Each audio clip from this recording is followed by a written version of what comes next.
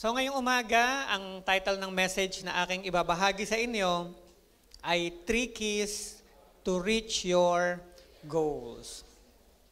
Okay?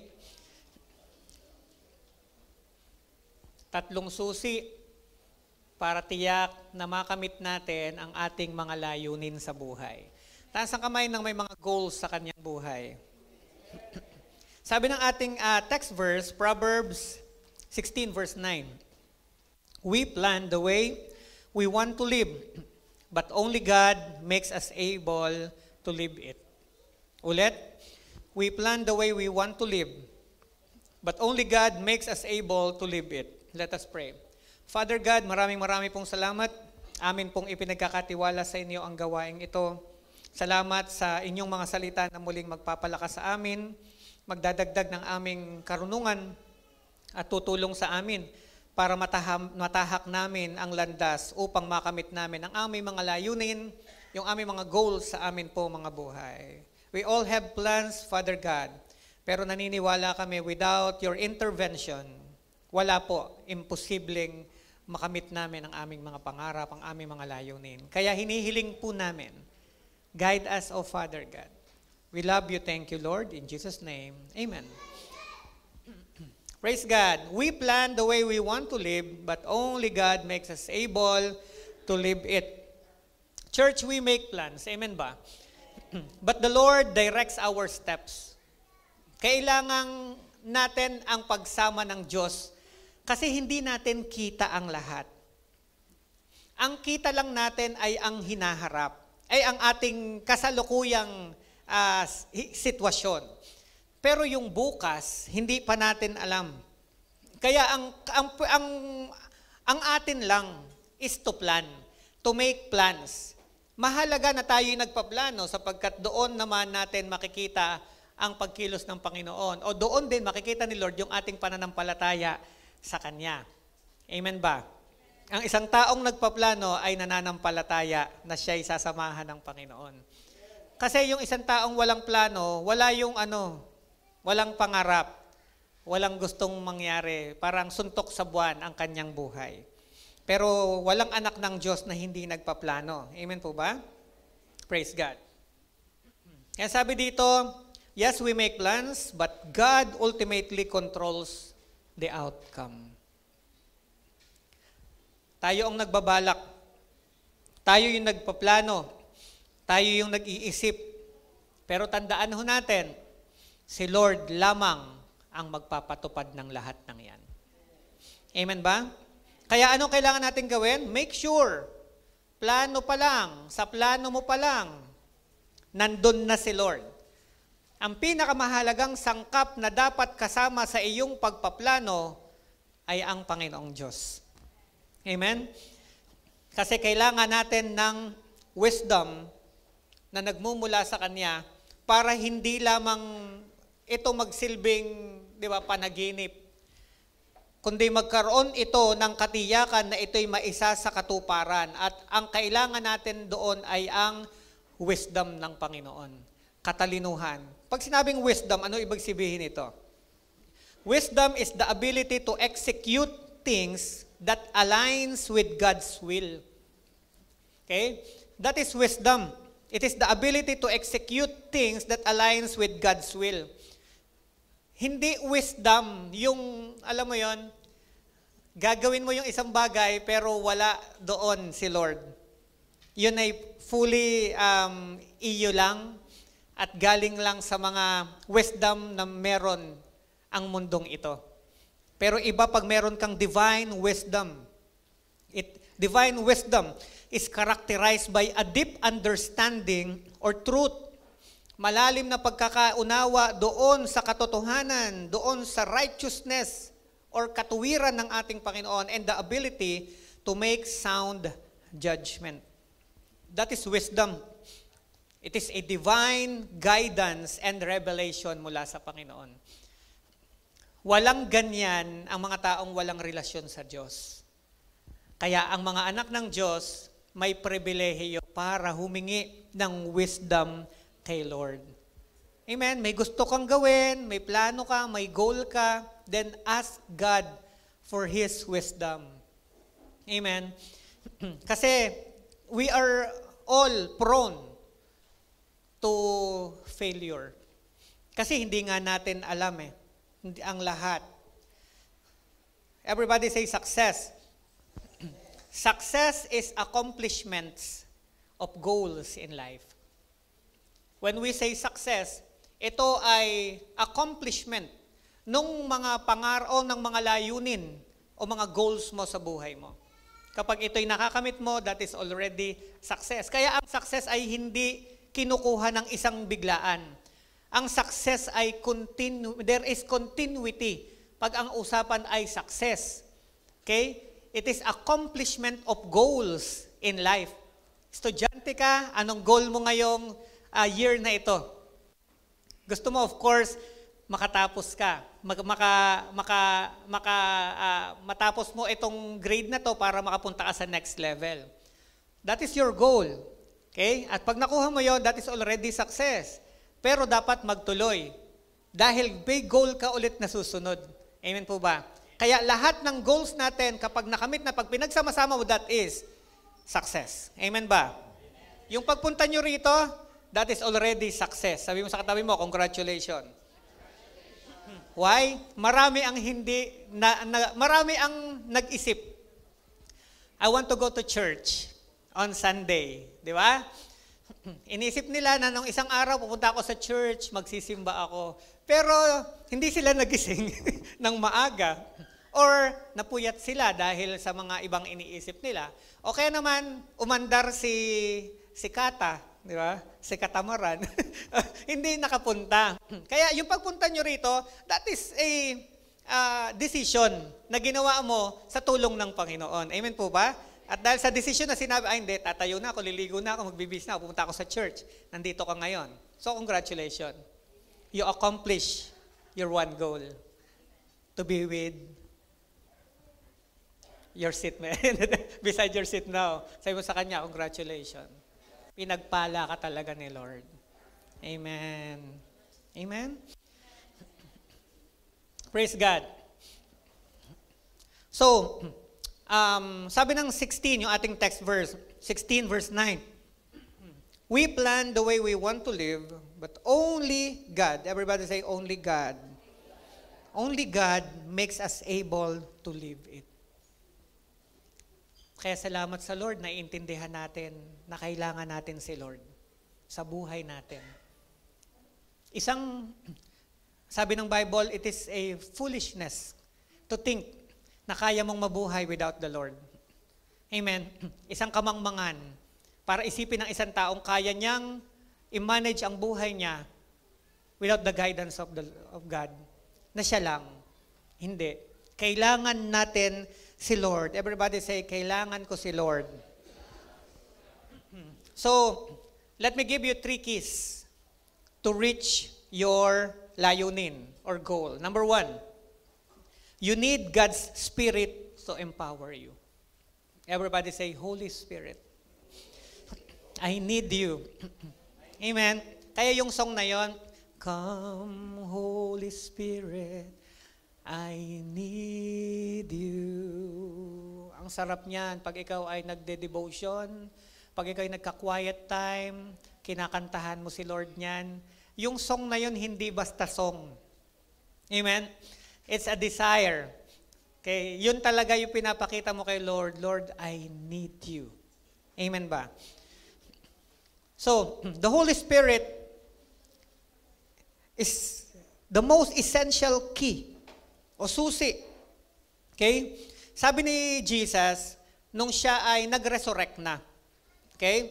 Di nabuhay siyang muli. Nagpakita siya sa kanya mga disciple. Aakyat na siya sa Diyos Ama, sabi niya sa mga disciples, hintayin ninyo ang pangako. Alam niyo kung sino yung pangako na yon? That is the Holy Spirit. Sabi po ng Acts chapter 1 verse 8, sapagkat si Jesus mismo nagsasalita, tatanggap kayo ng kapangyarihan pagbaba sa inyo ng Espiritu Santo. Everybody say kapangyarihan. Sabi, pagbaba ng Espiritu Santo, tatanggap kayo ng kapangyarihan at kayo ay magiging saksi. Okay? Sa Jerusalem at sa buong mundo. Okay? Sinasabi, pagka bumaba sa inyo ang banal na Espiritu Santo, e-empower kayo, tatanggap kayo ng kapangyarihan, at magwi-witness kayo sa maraming tao. Yun yung dahilan kung bakit pagka galing ka ng church, hindi mo mapigilin yung sarili mo, nagwi-witness ka. Nagsasabi ka, nagkikwento ka sa mga kaibigan mo, sa mga kamag-anak mo. Diba? At nararamdaman nila yung presence ni Lord sa'yo. Bakit? It is not you. Or dahil magaling ka magsalita, it is the power of the Holy Spirit that touches the heart ng mga taong kinakausap mo. Kaya minsan, di ba, nagsalita ka lang naman, wala ka namang intensyon na kahit ano, umiyak na yung kausap mo. That's the power of the Holy Spirit. Kasi, in-empower ka niya. Amen po ba? Kaya, yan yung una. Para makamit natin yung goal natin. You need God's Spirit to empower you. Sabi mo sa katabi mo, tandaan mo, sabi mo sa kanya, si Holy Spirit ay nakatira sa'yo. Alam nyo ba ibig sabihin nun? Kumbaga sa digmaan, punong-puno ka ng weapon. Lahat ng pinakamatinding weapon ay nasa sa iyo. Kaya nga walang makakatalo sa'yo kung kakampi mo ang Diyos. Amen ba? Si Holy Spirit nandyan. Amen? God's Spirit can help you make changes you can make on your own. Kulang tayo. Kulang to. Kulang to. Kulang yung galing mong magsalita.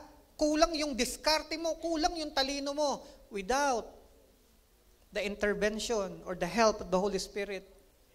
Kulang. Wala to. Wala hong silbi yan. Yan. Tayo, wala ho yang kwenta. Nagkaroon lang yan ng halaga nung sumama at sumangkap sa atin ang banal na Espiritu Santo. Amen ba? Kaya yun ang bilin ni Jesus eh. Hintayin ninyo. Kaya pagbaba ng Holy Spirit, ayun na. That is Acts chapter 1. Pag binasa natin yung Bible, pagdating ng chapter 2, nandun naman ang mga kalipunan ng mga believers ni Jesus. Nasa second floor. Silang lahat ay magkakasama at nananalangin sa Panginoon. Maya-maya, biglang nakarinig sila ng malakas na tunog ng hangin. At ang dilang apoy ng Espiritu Santo ay bumaba sa ulunan ng bawat isang mananampalataya. Pagbaba ng Espiritu Santo, lahat sila'y nangapuspos. Ano ibig sabihin nun? Sila ay in-empower ni Holy Spirit.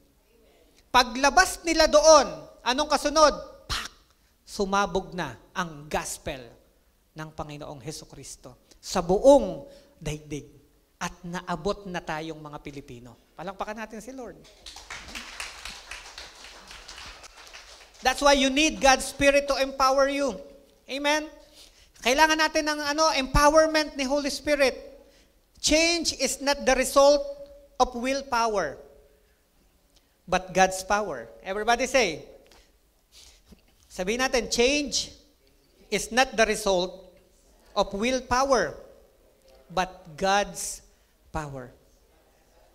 It is not based on trying, it is based on trusting. Kaya ang gagawin lang natin ay magtiwala sa banal na Espiritu Santo na siyang kikilos para sa atin. Amen? Sabi nung iba, sino ba yung kachat ko? May nagchat sa akin, Reb, natutuwa siya, excited siya kasi may family siya na nasisharean, buong family. Pero sabi niya, Reb, ang dami nilang question, ang daming tanong. At ang tanong pa daw, paano yun? Nagkakasala pa rin naman ang tao. Di ba? Of course, ganun talaga, lahat naman tayo nagsimula, maraming tanong. Talagang nagkakasala pa rin ang tao kahit naglilingkod sa Diyos kasi hindi naman tayo perfect. Amen? Ang perfect lang ay si Lord. Kaya nga kailangan natin yung divine intervention niya. Para yung perfection niya, para yung righteousness ni Christ sumaatin. Bakit tayo humaharap sa Diyos Ama? Aminin nating lahat tayo na may nagkakamali pa rin naman. Amen? Pero bakit nakakaharap tayo sa Ama with confidence? Kasi nga, hindi tayo humaharap sa Kanya bilang tayo. Humaharap tayo sa Diyos Ama dahil tayo ay covered ng Kanyang banal na anak, yung dugo ng Kanyang banal na anak. Amen ba? Kaya pag humarap tayo sa Kanya, hindi naman niya ang nakikita si Jeanette, si Mabel. Hindi, ang nakikita ni Lord, ng God the Father sa atin, si Jesus. Dahil tayo'y tinubos ni Kristo. Amen? Ang sabi ni Jesus, I am the way, the truth, and the life. No one comes to the Father except through me. Kaya pag humarap ka sa Ama, si Jesus ang kasama mo. Pag nasa hukuman ka ng langit, ang judge ay ang Panginoong Diyos at si Jesus ang iyong abogado, sino naman ang maghahatol sa iyo ng guilty? Tinubos ka na. Amen ba? Kaya yung dugo ni Kristo sa krus, hindi sa walang kabuluhan. Yun yung difference ng religion sa relationship. In our religion, hindi natin matiyak. Kasi ang ating pag-asa ay ayon sa ating sariling kabaitan. Ayon sa ating sariling kakayanang magagawa. Kaya lahat ng marinig natin, gawin mo to, gawin mo to, gawin mo to, puro na lang gawa. Hanggang sa namatay na tayo, gumawa pa rin tayo, hindi pa rin tayo siguradong ligtas na tayo. Pero dito, sa relationship kay Jesus, hindi nakadepende sa gagawin mo. Hindi nakadepende sa kabutihan mo. Nakadepende sa ginawa ni Kristo at sa katuwiran ni Kristo. Amen ba? Kaya ang kaligtasan natin, hindi natin sariling gawa. Kaya walang sino man ang pwedeng magmalaki. Lahat ay biyaya lamang ng Diyos. Amen? So we are saved. Ephesians chapter 2 verse 8 and 9. We are saved through faith by the grace of the Lord Jesus Christ. So yung salvation, regalo. Biyaya. Sinong gumawa? Si Lord Jesus Christ. Walang sino man sa atin ang gugustuhin na siya ang pahirapan. Hindi natin kakayanin. Kaya mo yon? Pag hinampas ka, yung ginagamit ng mga Romano, paghampas, 8 sima, pagkapit sa likod mo, nagtatalsikan yung laman at saka kumakapit yun paghampas. Hindi ho yun latigo. Yun po'y may bakal po sa dulo, may sima po yun. Pagkapit po nun, kaya nahahalit ang likod. Kaya yung nakikita nating picture na yun daw si Jesus Christ, hindi yun totoo. Amen? Kasi sabi ng Bible sa Old Testament, halos wala kang makitang kagandahan sa Kanya dahil sa sobrang hirap na Kanyang binata. Alam mo ba't siya nagkaganon? Dahil sa kasalanan mo. Kung naiintindihan natin yan, hindi mo babaliwalain ang paglilingkod. Dahil sa iyo naghirap ang Diyos. Amen ba? Tapos, may konting lang, wag mas, di ba? Si Jesus, buhay niya ang kanyang ibinigay. Sarili niya ang kanyang ini-offer. Pwede siyang umatras. Pwede niyang i-command yung mga angels, patayin niyo itong mga Romano na to, sobra-sobra na yung paghihirap na ginagawa sa akin. Pero ang sabi ng Bible, He remained gentle. Bakit hindi niya ipinagtanggol ang kanyang sarili nung tinatanong siya ni Pilato? Para sa iyo at para sa akin. Kasi kung idedepensa ni Jesus ang kanyang sarili sa oras na siya nililitis ni Pilato, hindi maliligtas ang sangkatauhan at hindi magkakaroon ng pag-asa ang lahat ng tao. Kaya nanahimik siya. Pinili niyang tumahimik hanggang sa mamatay. Dahil ang layunin niya, ibigay ang kanyang buhay para lamang matubos tayo sa ating kasalanan. Sabi natin, thank you Lord, buong puso. Amen? That's number 1. We need God's Spirit to empower us. Amen ba? Praise God.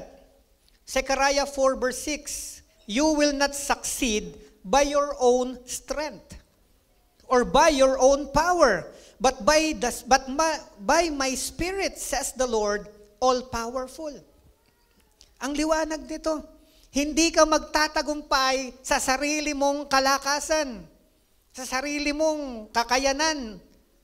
Amen? Kundi magtatagumpay ka sa pamamagitan ng aking espiritu. Amen ba? Kaya yung nakikita mong pagbabago sa'yo, praise God. Dahil yan sa tulong ng banal na Espiritu Santo. Kaya ka nakukonvict. May gagawin kang masama, mag-isa ka, nakukonvict ka. That is the Holy Spirit. Kasi hindi ka naman niya iniiwan eh. Kahit saan ka magpunta, merong tiyak na personang kasama ka, hindi ka nag-iisa. Sasamahan ka ng Diyos saan ka man magpunta. Anumang sitwasyon mo, anumang kalagayan mo, the Holy Spirit is always there with you.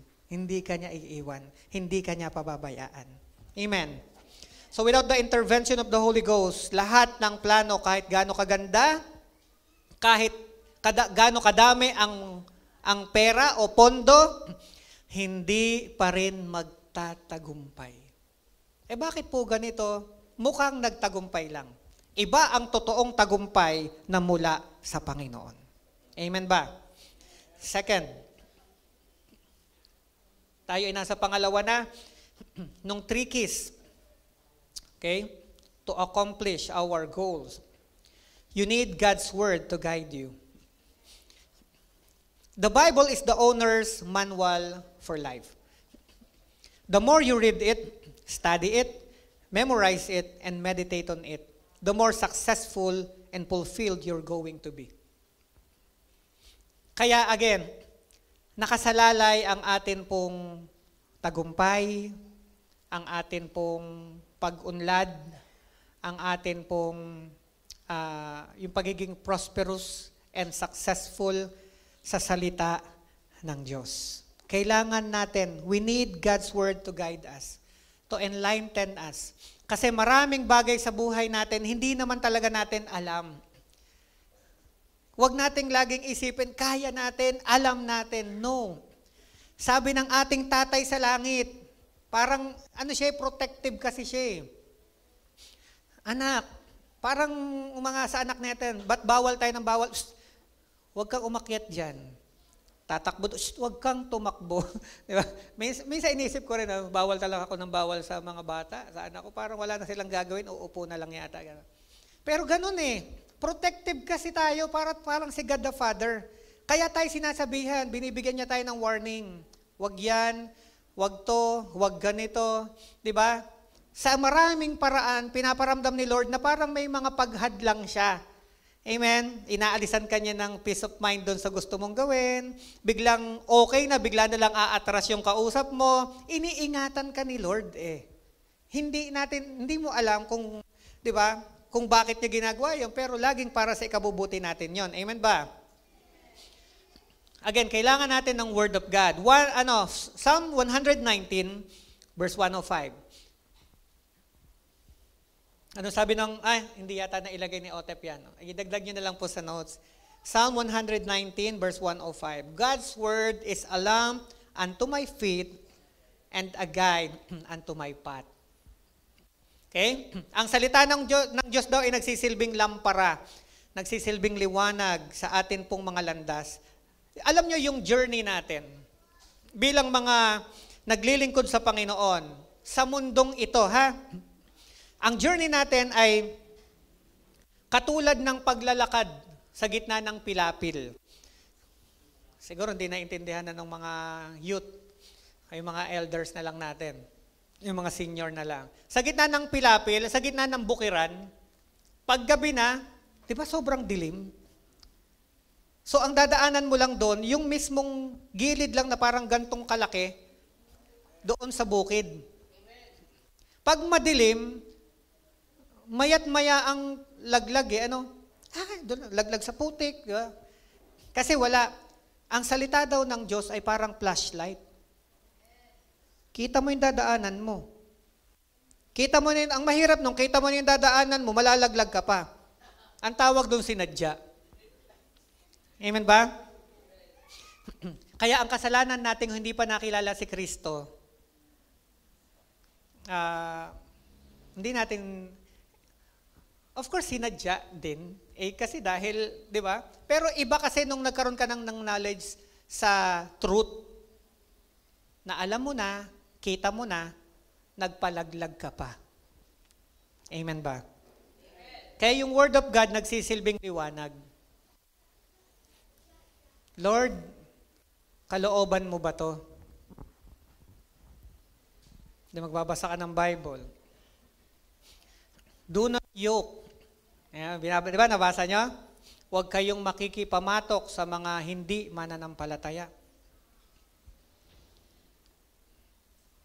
Lord, isasama ko naman siya sa church Gagawin ko naman siyang born again Isasama ko naman siya sa paglilingkod. Hindi mo yan kaya ng ikaw lang.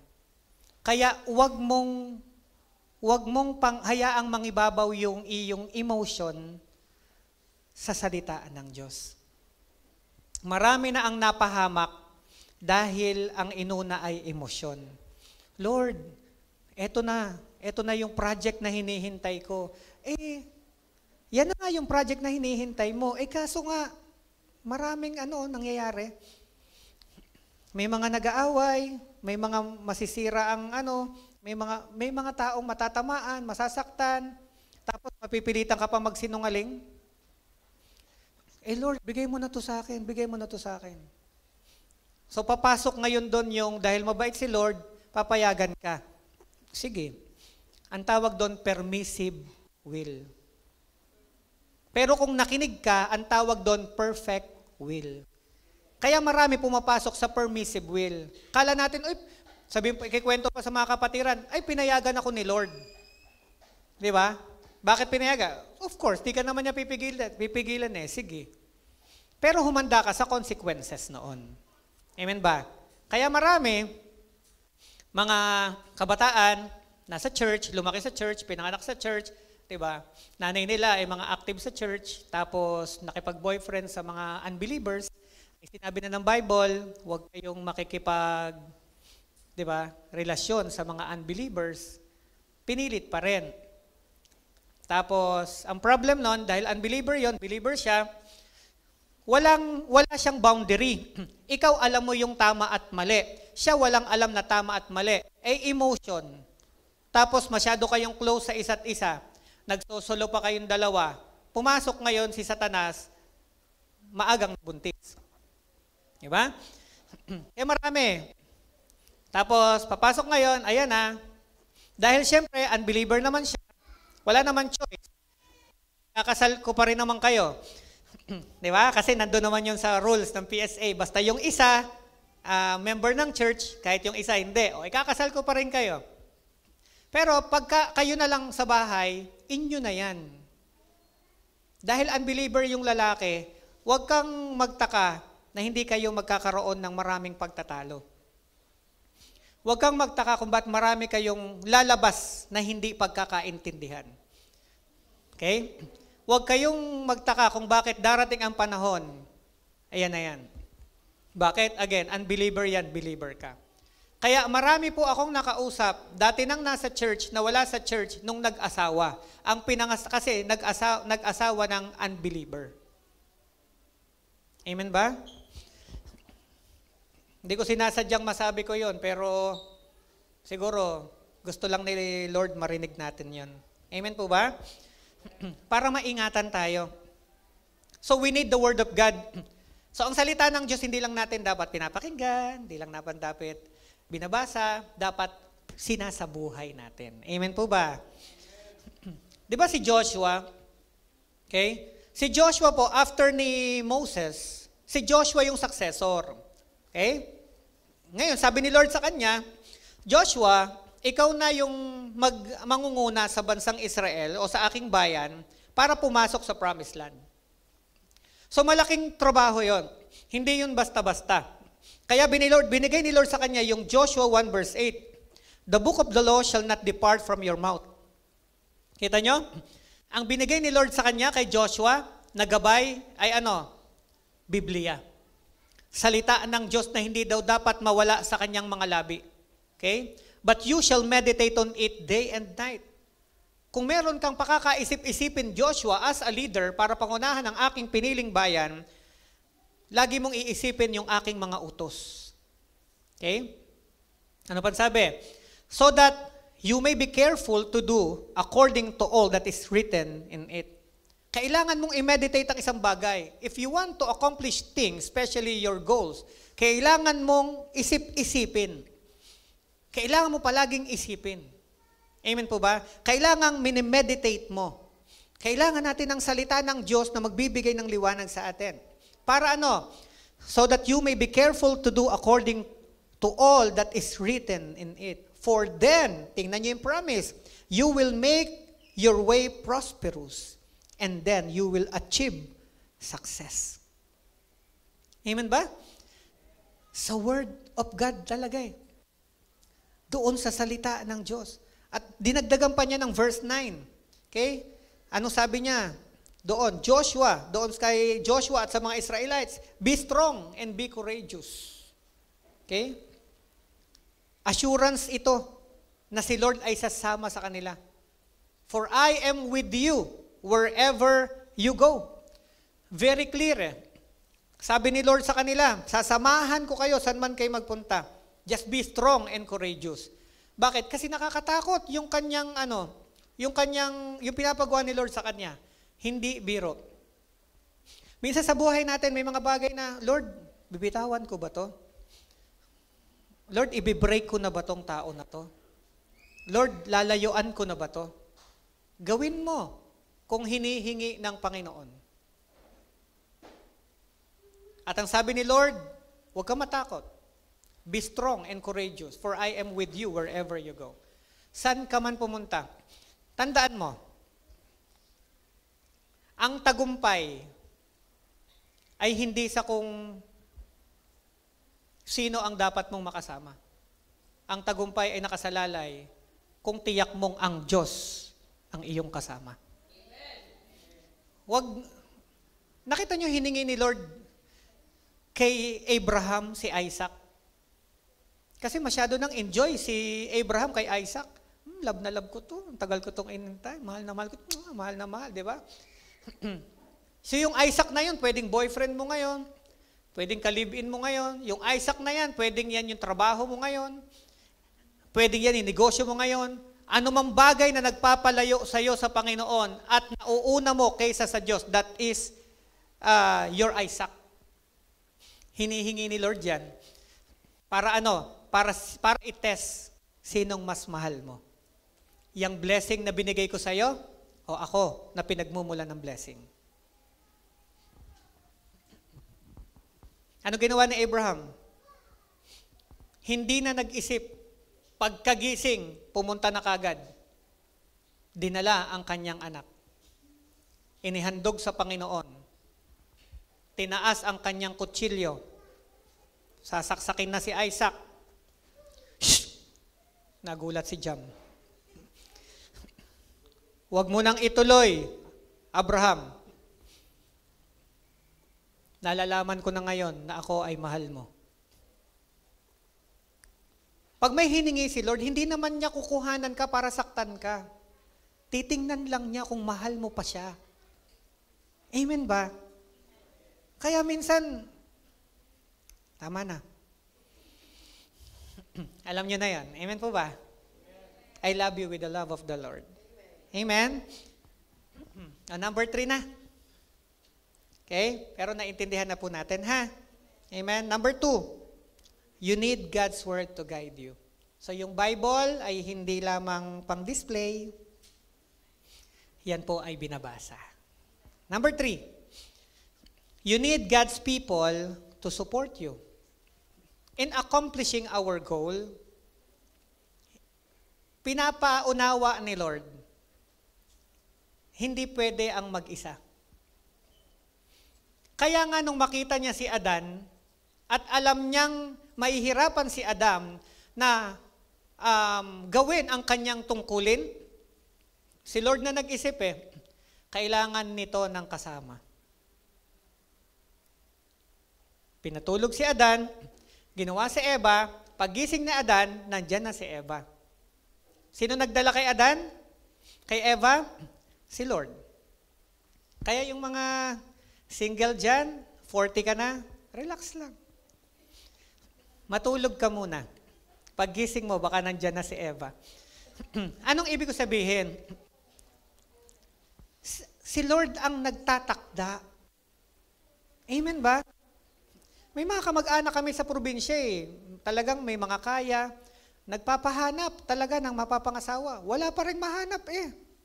Hindi kasi ganun yun. Amen ba? Si Lord ang nagdadala. Sa takdang oras, sa tamang panahon, dadating si Eva.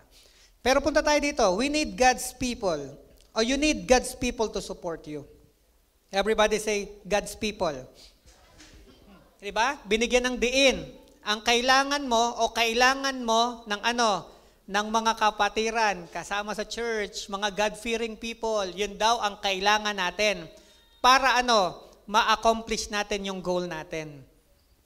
Hindi lahat ng tao ay tamang taong kasamahin mo para ma-achieve mo ang iyong goal. Meron talagang mga tamang tao. Everybody say tamang tao. Kaya pag napansin mo na yung mga taong ito mali,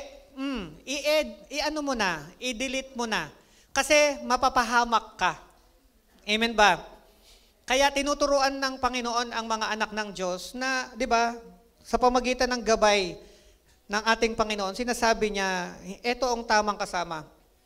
Church, we will not be able to reach our goals on our own. It takes a team. Everybody say team. To fulfill a dream or a goal. Talents win games. But teamwork wins championships. Kaya iba Iba yung effort mo as ikaw, at iba yung group effort. Dito papasok yung kahalagahan ng life group or small group. Sa loob ng church, di ba may small group tayo?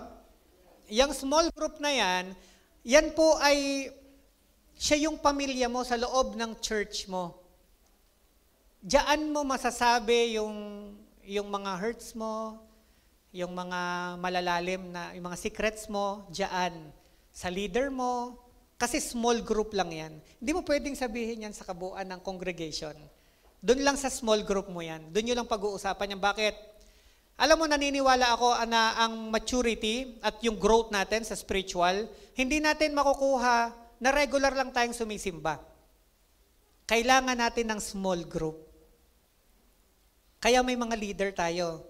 Lagi nagre-remind, lagi nagsisend sa atin ng verse, lagi nagpapaalala sa atin, oy, ganito, ganyan, ganyan. Kasi hindi ko naman kay lahat matcha-chat, oy, ganito, ganyan, ganyan, di ba? Kaya kung meron po kayong mga small group, blessing po yan sa ating lahat. Taas ang kamay na may mga small group. May mga leader na nagre-remind sa kanila. Blessing po yan. Amen ba? Sabi ng Hebrews chapter 13, huwag pababayaan ang pagtitipon. Kagaya nito, Sunday, di ba, pinapaalalahanan tayo ng ating mga leader, yung midweek service natin. Announcement na po pala, magsisimula na po yung face-to-face natin na midweek service on Thursday, 7 p.m. Kaya yung mga kapatid natin na hindi sila makapag-church ng Sunday morning, sabihin nyo, may Thursday na tayo face-to-face, 7 p.m. Ngayong Webes po, punta kayo dito, Thursday, alas 7 ng gabi, meron na po tayong midweek service dito. Amen ba? After pandemic, ngayon lang uli natin ibabalik yon. Kasi nag-online tayo. Pero yung online natin, diretso pa rin. Wednesday and Friday. Kasi buong Rizal Province po yon. Pero yung atin pong midweek, para sa atin lang pamilya dito sa Cainta, Thursday yon. Amen? So love and support your small group, your life group, your leader, and your fellow servants. Sabi ko nga, dyan po tayo lalago. So dapat nang nasa church ay may kinabibilangang small group. Para meron kang support group, meron kang accountability group. Iba yon, iba yung paglago kapag meron kang small group dito. Kaya pag wala ka pang small group, taas nga kamay nang wala pang small group. Wala kang group dito na kinakabilangan. Pagka ganon, magsabi lang po kayo kahit kanino. So, a crowd can support you, but a small group can. Alam nila kung kailan ka may nararamdaman.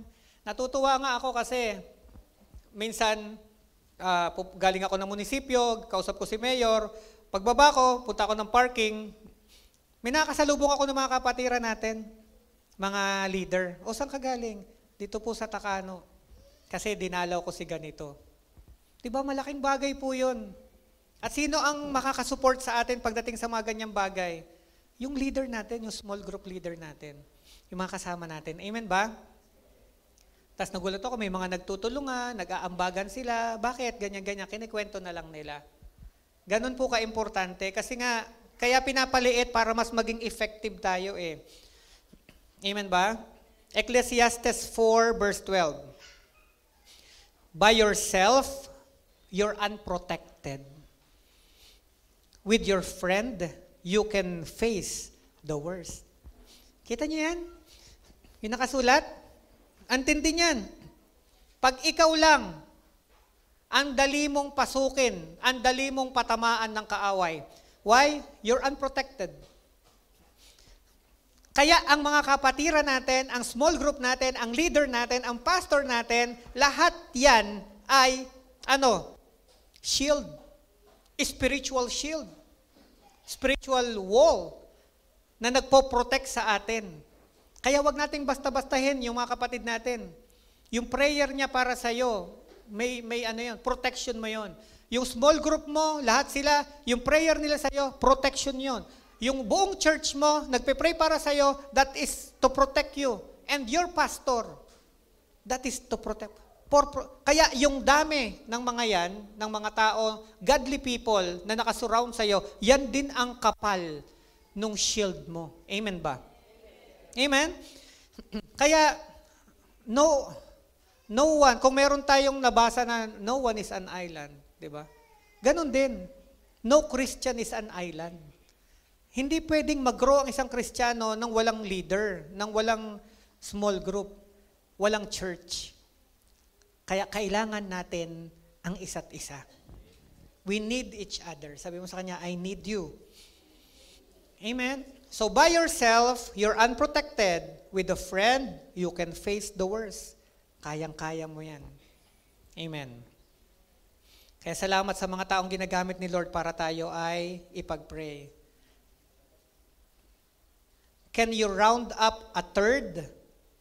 A 3-stranded rope isn't easily snapped. Yun daw tali na may tatlong, antag dyan? 3-stranded. Di ba yung tali ng baka? Tatlong tatlong tali yan na pinagbubuhol. Matibay daw yon. Amen? Bakit mas matibay yung tatlong ikid na sinasabi? Ito, lagi ko sinasabi pag may kinakasal ako. Bakit matibay yung tatlong strand na pinagbuhol-buhol at ginawang isang rope? Matibay yung tatlo na yon. Bakit? Yung isa nire-represent ng babae, yung isang tali nire-represent ng babae, at yung isang tali nire-represent ni Lord. Kaya ang marriage na sinasamahan ng Panginoong Hesus matatag. Kaya yung mag-asawa na ang sentro niyan ay si Jesus Christ, matibay. Kasi 3-stranded yan. Amen? 3 ikid na panali. Si Lord ang nagpapatibay dyan. Amen po ba? Praise God. Kaya sa mga couples, dapat si Lord ang sentro. Amen? Praise God. So again, we can make plans, pero si Lord lang ang magbibigay ng tagumpay sa lahat ng yan. Balikan lang po natin. What's number 1? Doon po sa 3 keys to reach our goals. We need the Holy Spirit to empower us. Okay? Second, we need the Word of God to guide us. And number 3, we need God's people to support us. Yang mga kapatiran natin na yan, kailangan natin yan. Kailangan natin ng isa't isa para tayo magtagumpay. Amen po ba? Taas ang kamay ng may mga goals sa kanyang buhay. Amen? Alam niyo na yung tatlong susi. Kailangan ng empowerment ni Holy Spirit, kailangan ng guidance ng Word of God, at kailangan natin ng mga tao. Diba? Tamang tao. I mean. Diba nagtatanong tayo minsan? Nakita nyo, ang daming pamilya, ang daming mag-asawa ang nagkahiwalay kasi nagtanong sa maling tao. Diba? Uy, ganyan, napansin ko, ganyan. Maling tao yung nakausap niya. Naku, ganyan.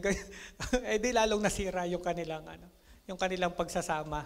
Yung pala marites ang natanungan. Naku, nasira ng buhay. Kaya, ang tatanungin natin, mga godly people, diba? Yung leader natin, ano po kayo magandang gawin? Ayan. Pastor, ano kayo magandang gawin? Ganyan. Kaya meron po tayong mga counseling, diba, na ginagawa dito sa simbahan. Hindi para sirain ang mga kundi para buuin natin. At kung may mali, ay matulungang maisaayos at maitama gamit ang liwanag ng salita ng Diyos. Amen? So ngayon pa lang, naniniwala ako, anuman ang inyong mga goals sa inyong mga buhay, pagtatagumpayin kayo ng Panginoon. Amen ba? So tumayo po tayong lahat, ipag-pray natin kay Lord.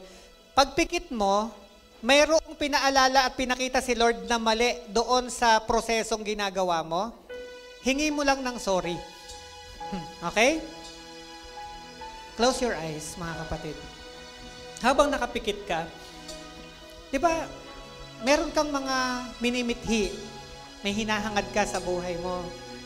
Habang nakapikit ka, may process doon na nakita mo, parang nagsisinungaling ka na, para lang mapaboran ka, hingi ka lang ng sorry. At sabi ng Bible, ikay patatawarin ng Panginoon. Gusto mong ma-promote, pero may mga taong gusto mong sirain, hingi ka ng sorry kay Lord kasi hindi iyan yung kalooban ng Panginoon. Kung may mga tao na nakita mong pinayagan mo, pumasok na maging bahagi ng buhay mo, na pinagbabawalan ka pa ng parents mo, or nakikita mo talaga mismo ang salita ng Diyos ay opposed dito, humingi ka ng sorry kay Lord. Humingi ka rin ng kakayanan na, Lord, tulungan mo ko na makaya ko. Kasi magtapat ka. Sabi mo, hindi ko po kaya, Lord, kung ako lang. At doon papasok yung Panginoon para ikaw ay kanyang palakasin. Yung empowerment ng Banal na Espiritu Santo, malaki ang magagawa niya para baguhin ang direksyong tinatahak mo. Tandaan natin, hindi sapat na nakapagplano tayo. Kailangan nating matiyak, kasama natin si Lord. Kaya ngayon yun ang siguraduhin mo. Lord, samahan mo ko. Samahan mo ko, Panginoon.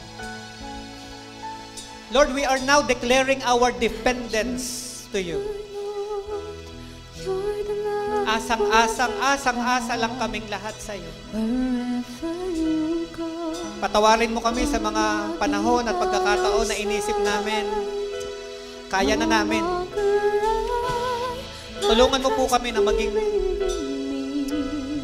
na umasa lang sa iyo talaga. Ipagkatiwala lang sa iyo ang lahat. Alisin po ninyo lahat ng negatibong kaisipan, mga kasinungalingan, mga bagay na hindi totoo, marumi, hindi karapat-dapat, pagiging makasarili, alisin po ninyo, Panginoon.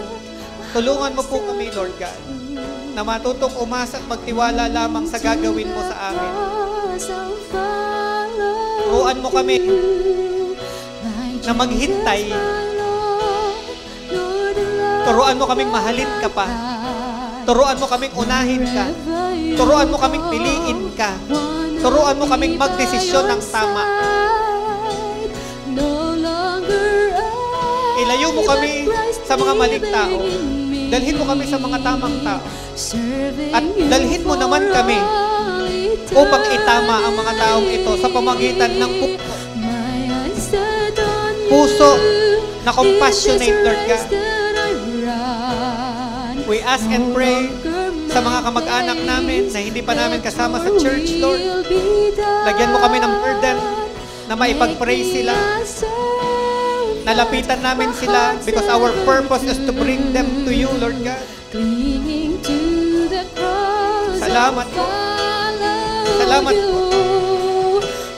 I declare na ang lahat ng mga taong ito ay successful people.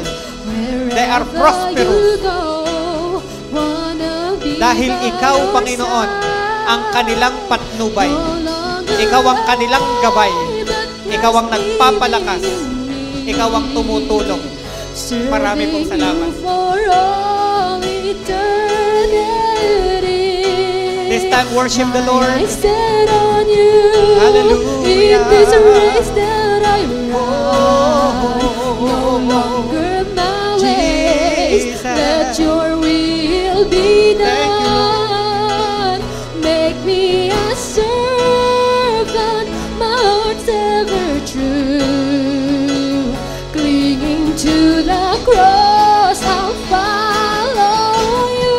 Raise up your voice, God. Jesus, my Lord, you're the God of my life. Wherever you go, wanna be by your side. No longer I, but Christ living in me. Serving you for all eternity. My eyes set on you in this race that I run. No longer my ways, let your will be done. Blessings flow like a river to all of you who loves the Lord. Hallelujah. Thank you, Father God. Thank you, Father God. Thank you, Lord. My Jesus, my Lord, you're the love of my life. Wherever you go, wanna be by your side. No longer I, but Christ living in me. Serving you for all eternity. My eyes set on you in this race that I run. No longer my ways, let your will be done. Make me a servant, my heart's ever true.